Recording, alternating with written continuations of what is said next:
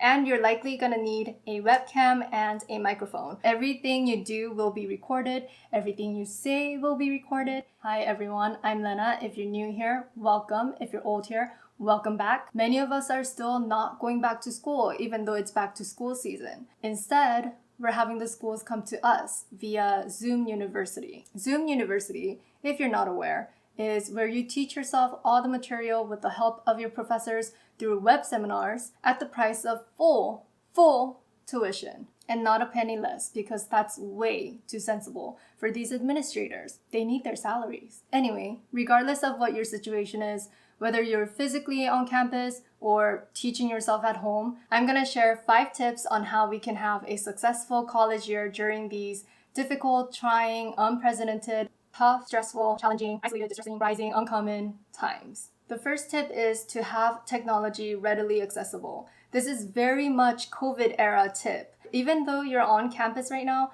you never know when things are gonna shut down again and you're gonna have to take exams online. Laptops, computers need to be working, and you're likely gonna need a webcam and a microphone. If your built-in webcam and your built-in microphone is broken, make sure to check with your schools to see if they could loan you one. If you have the financial means, then you could buy one too. While you take your exams, you're probably gonna have the webcam on and your microphone on. Why?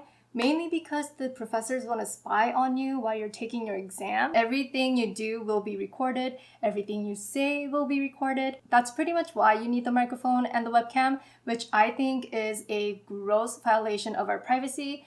But what is privacy under the Patriot Act?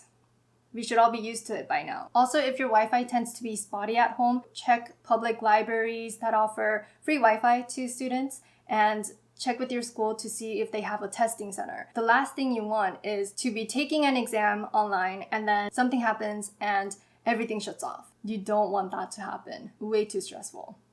Tip number 2 is to find a reputable counselor. And you may be thinking, aren't all counselors reputable technically since they're working at your college? The answer is no. There will be counselors on your campus that is more knowledgeable, that could really help you accelerate your process or keep you on track. A bad counselor, an uninformed counselor, can really hold you back. Usually through the word of mouth is where you'll be able to find the best counselor on campus. So get in contact with one of your classmates and try to find out who is the best counselor. I try to be smart, but it didn't work. If you're undecided, still go see a counselor with like a general idea of what field you want to get into or what area you want to go into, and they could find some courses that'll help you pick out a major or some kind of course map to cover your interests. Finally, your counselor should be able to tell you which courses count towards graduation or transfer so that you're not wasting your time taking unnecessary courses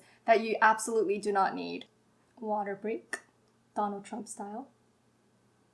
Tip number 3, attend office hours. I cannot stress this enough. If you're having trouble with the material, then you need to go speak with your professor. Most are going to be very welcoming if you have any questions or if you're having trouble. I know it could be very intimidating. When I went to my first office hour with a professor, I was like, I don't know how to even address her. I don't know what to say. I don't know what to ask. But in the end, I ended up having this really great relationship with her, and she took me to my first out-of-state conference. She invited me to join her research group. It was such a great opportunity, and it really started in her office hours. Also, your professors are people too. They want to form relationships with their students. You know, people are subjective. Let's say you need a letter of recommendation. They're more likely to write it for you if you had been to their office hours and you were proactive and you were very engaged as opposed to just showing up.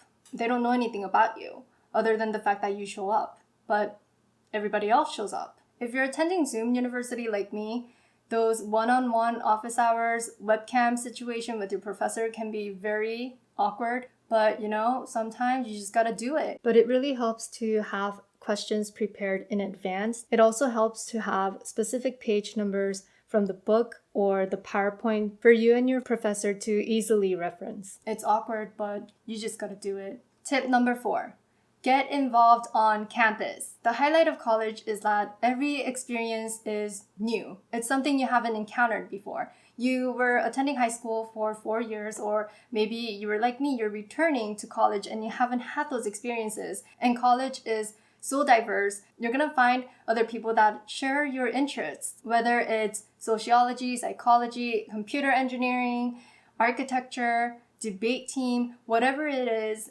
Go see what clubs your campus has to offer and join them. By joining clubs, you could meet new people, make new friends, work with your advisors, and they'll likely be professors on campus, your faculty members. You get to form a relationship with them too. Also, what I liked about joining the 2 clubs I was in was that I got to have leadership experience, research experience, and I got to travel out of state 3 times on the school's time. And I wouldn't have been able to do that had I not joined those clubs. Also, being in clubs opens you up to more opportunities, more research opportunities, scholarship opportunities, volunteer opportunities. Universities have a lot of clubs that you could join. If you're attending Zoom universities, take some time to explore what your campus has to offer on the campus website and find out what clubs they have, email whoever's in charge of interested members, and get their information. Being involved on campus was probably the best decision I personally made.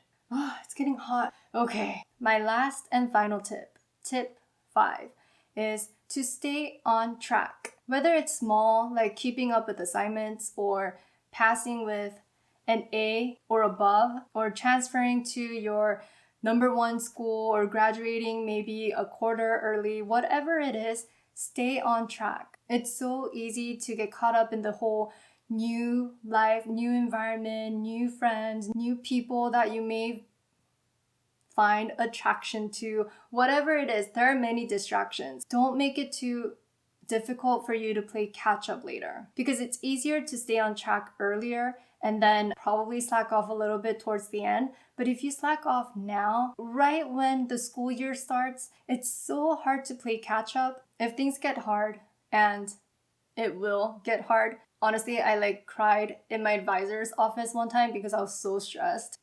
Don't lose sight of your progress either, because it's so hard to get caught up in what's going on now and how you may be doing now. And if your status isn't up to par, then it's so easy to stress yourself out to the point where you just want to give up. So don't lose sight of your progress. Don't lose sight of your goal. Don't lose sight of your purpose, and maintain consistency. Manage your time well. I mean, this goes without saying, but time management is so important, and you'll be all right. Just make sure to not deviate too far from your track.